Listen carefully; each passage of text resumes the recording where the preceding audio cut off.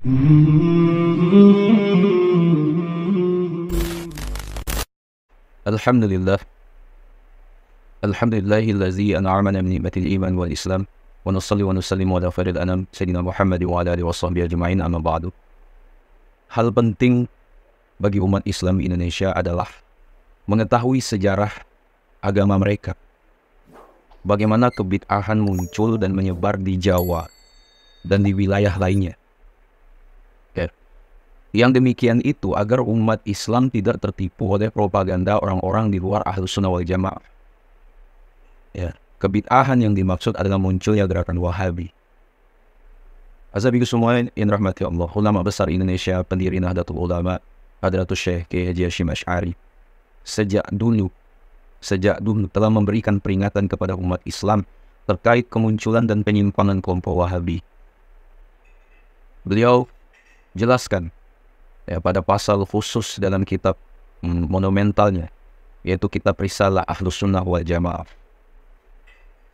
Beberapa poin penting yang disampaikan oleh beliau di dalam kitab Risalah Ahlus Sunnah wal Jamaah adalah, yang pertama, umat Islam Indonesia sejak dahulu bersepakat dan bersatu dalam pandangan keagamaan, baik fikih, akidah, dan tasawuf. Persatuan umat Islam ini belakangan dirusak oleh kelompok Wahabi.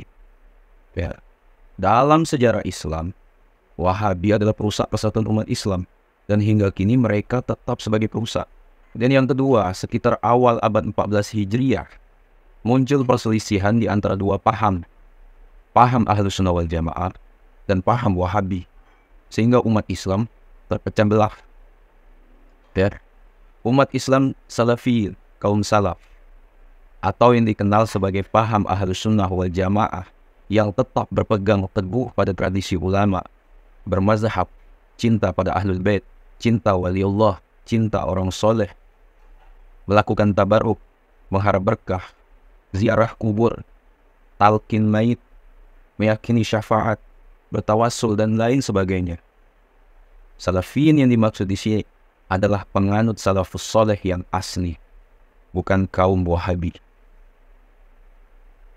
Berikutnya, umat Islam yang mengikuti pemikiran Muhammad Abduh dan Rashid Ridho, serta melaksanakan kebid'ahan Muhammad bin Abdul Wahab An-Najd, pendiri Wahabi, Ibnu Taimiyah, dan muridnya Imam Ibnul Qayyim Al-Jauziyah dan Abdul Hadi. Paham ini dikenal sebagai paham Wahabi. Dan yang ketiga, sahabiku semua, betapa Hadratul Syekh Kiai Haji Hasyim Asy'ari sangat menentang kelompok yang kedua, itu Wahabi tersebut, karena mengharamkan praktek keagamaan yang telah disepakati oleh umat Islam.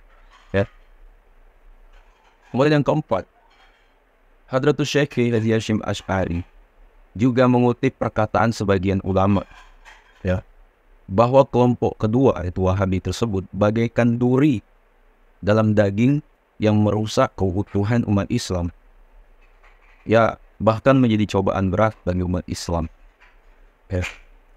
Kemudian yang kelima, Hadratus Syekh Kiai Haji Hasyim Asy'ari juga menghimbau kepada umat Islam agar menjauhi kelompok tersebut supaya tidak tertular atau terpengaruh pahamnya.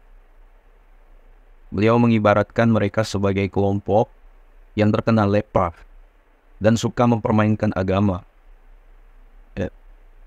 Kemudian yang keenam, Hadratus Syekh Kiai Haji Hasyim Asy'ari juga membongkar cara mereka menyebarkan ajarannya, yaitu dengan cara menyebarkan propaganda kepada orang yang masih kurang ilmunya, agar kebodohan diri mereka tidak bisa diketahui. Selain itu, mereka juga sering menebarkan provokasi di antara umat Islam agar umat Islam terpecah belah. Kemudian yang ketujuh, tidak hanya itu ashabiku semua, Hadratus Syekh Kiai Haji Hasyim Asy'ari dengan pandangannya yang tajam telah mengetahui bahwa mereka memang berusaha menguasai jaringan teknologi atau media untuk menyebarkan permusuhan dan kekacauan. Mereka menganggap telah beramal ma'ruf nahi mungkar, ya, melakukan propaganda, mengajak ke syariat, dan menjauhi kebid'ahan. Padahal itu kedustaan mereka.